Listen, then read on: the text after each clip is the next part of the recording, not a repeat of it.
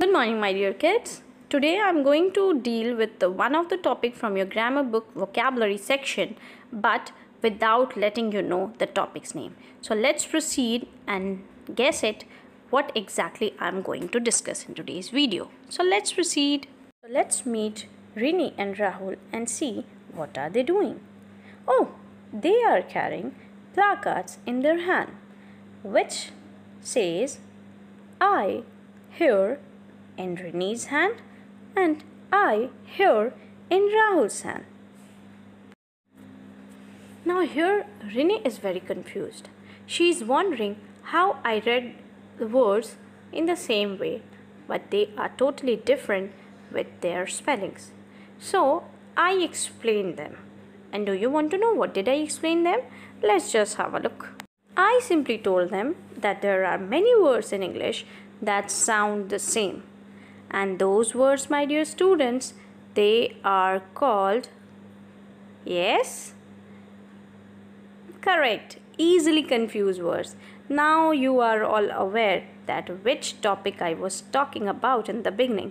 But let me tell you, it's not that, but it is also known as homophones. Easily confused words are also known as homophones. Now let's just proceed and understand these words in detail. So let's start. Now let's meet the another two characters here, that is Dale and Chip. They both are talking. We look the same, Chip, said Dale. That's true, Dale, but we are actually different, just like homophones. So my dear kids, let's understand what are homophones. Homophones are the words that sound the same. Yes, heard it right. That sound the same but mean different things. And they have different spellings as well. So that sounds same but meaning is different as well as the spelling. That are known as homophones. So in today's video, we'll go in detail and we'll come to know many words like that which has different meanings but similar sound. So let's just have a look on the examples. We have the first example, R versus R. Sounds funny. Yeah, R versus R. So the first R, A-R-E, is a verb. It's a verb and a form of a verb to be. You must have heard about it, indicating a state of being. So here are the examples. You are such wonderful students. They are teachers for Shaler area. So this R is saying something else, that is a verb, and R here is a possessive pronoun. That means belonging to us. So the example is, hey, don't throw that away. It's our project for school. So my dear students, now you can understand A-R-E-R, different spelling, different meaning. O-U-R-R, different spelling, different meaning, but sounds same. Now we'll have some more examples. Let's see. Now here we have, are you going to join in our dance? So my dear kids, it's very clear. Different spelling, different meaning, but sound same are called homophones. Now we'll have some more example. So let's proceed. So here versus here. Here means to perceive a sound with the ear, to receive a sound with the ear. Example, do you even hear what I'm saying? I feel that you're not listening to me. And the second word is here. That is adverb. In this place or in this spot or locality, it's its meaning. And put the book here on the shelves, please. So now it's very clear. Now we'll have a look on the another example with the same words. Another example is, come over here so I can hear you what you are saying better. Okay, the next example we have hole versus hole. So hole, it's a noun, a small opening in something, a gap. So the example is, there is a hole in this container and all my soup is leaking out.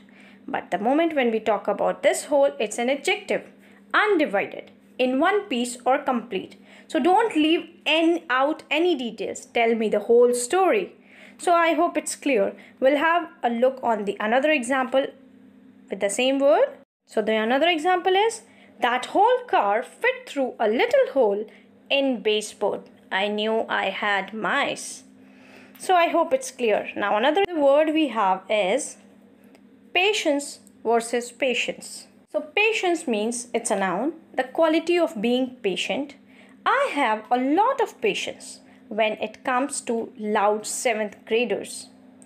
And patience means it's a plural noun, one who is under the care of a doctor. The doctor saw 4 patients today who all had the flu. Now let's have a look on the another example. I know a handsome gentleman who's a doctor and he has a lot of patience for the complaints of his patients. Interesting. Now the another word. Yeah, so it's peace versus peace. Peace, a noun, a state of harmony between people or groups. Example, we are hoping for peace in the world so that nations stop fighting. And if I talk about peace, P-I-E-C-E, it is also a noun but means a small, separate portion of something. For example, I can't eat a whole cake. Just give me a little piece, please. So we will have a look with on the another example. So let's just proceed. Yeah.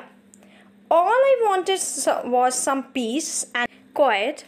But what I got instead was this piece of cheese. So now time for the another word. So let's just have a look. So here the word is, it's theirs versus theirs. One is with apostrophe. So let's just have a look and understand it very carefully. People might get confused in this. What is that? So the first one, theirs. T-H-E-I-R-S. It's a possessive pronoun. That means belonging to them. So example is, the car is definitely theirs.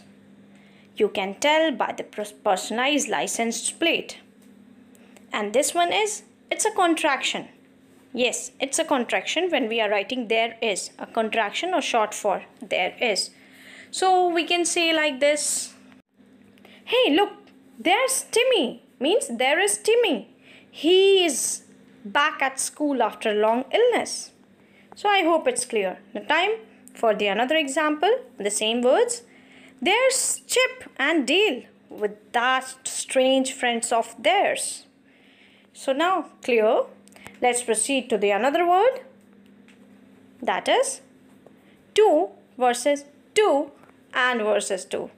This is also, my dear students, very confusing, but we'll understand it very carefully so that we'll not face problem in the use of it.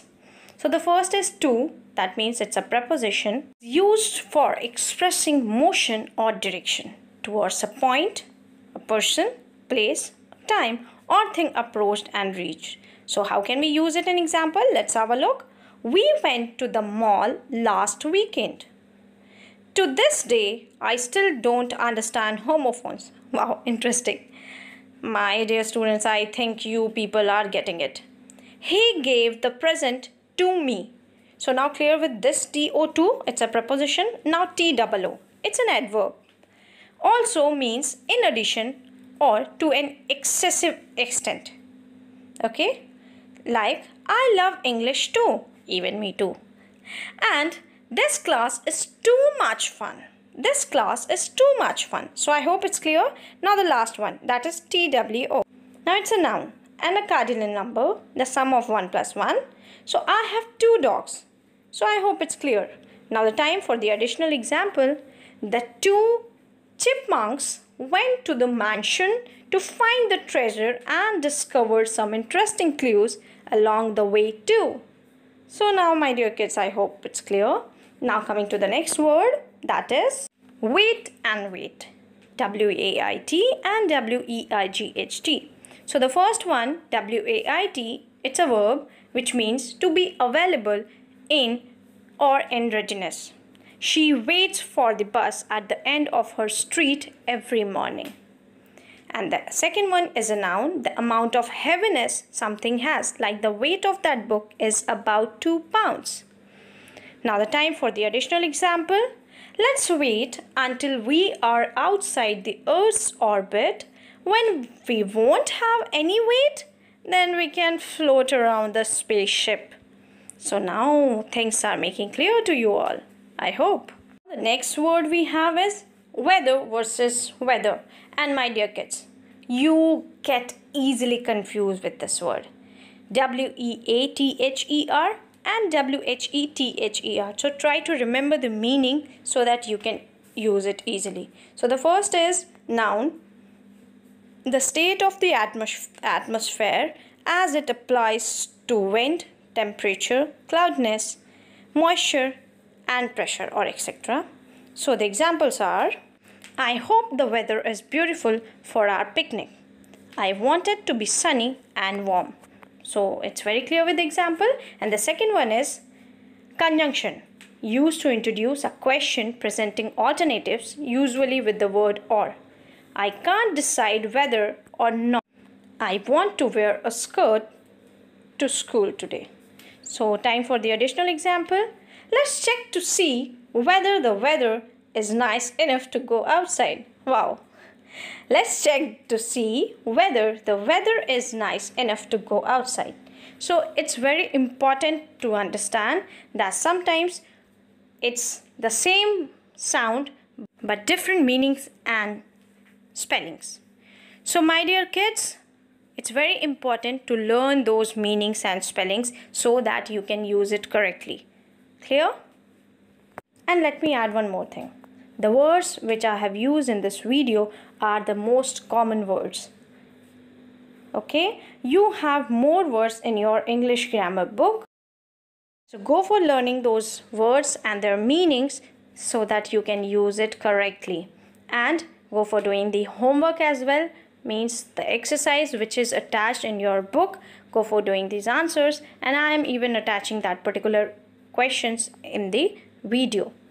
So I hope you have understood, and if not, you can go for asking the questions during your live classes. Thank you so much for watching.